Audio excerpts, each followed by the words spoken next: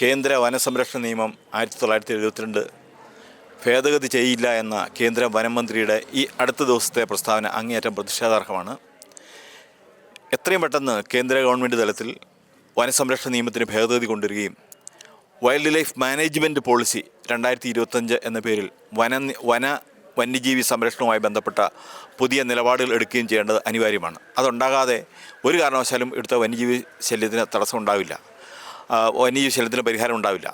അതുപോലെ തന്നെ സംസ്ഥാന സർക്കാർ വനസംരക്ഷണ നിയമത്തിലെ ഇപ്പോൾ നിലവിലുള്ള നിയമത്തിലെ തന്നെ 11, 12 വകുപ്പുകൾ ഉപയോഗിക്കുവാനും അത് ഉപയോഗിച്ച് വന്യജീവികളെ നിയന്ത്രിക്കുന്നതിന് ചീഫ് വൈൽഡ് ലൈഫ് വാർഡനുള്ള അവകാശങ്ങൾ അതുപോലെ തന്നെ അധികാരങ്ങൾ ഉപയോഗിക്കാൻ ആവശ്യപ്പെടുകയും ചെയ്യണം. അപ്രകാരം ഒരു നിലപാട് വൈൽഡ് ലൈഫ് വാർഡിന് എടുക്കാൻ തയ്യാറായപ്പോൾ പോലും സംസ്ഥാന വനം മന്ത്രി അതിനെ തടസ്സപ്പെടുത്തുകയാണ് ചെയ്തിട്ടുള്ളത്. ഈ രണ്ട് കാര്യങ്ങളും ജനങ്ങളോടുള്ള വെല്ലുവിളിയാണ്. അതുപോലെ ഈ ബഡ്ജറ്റിൽ വന്യജീവി സംരക്ഷണത്തിനായി നീക്കിവെച്ചിരിക്കുന്നത് വെറും 70 കോടി രൂപ മാത്രമാണ്. യഥാർത്ഥത്തിലുള്ള ആവശ്യമായിട്ട് താരതമ്യപ്പെടുത്തുമ്പോൾ അത് എങ്ങും എത്തില്ല.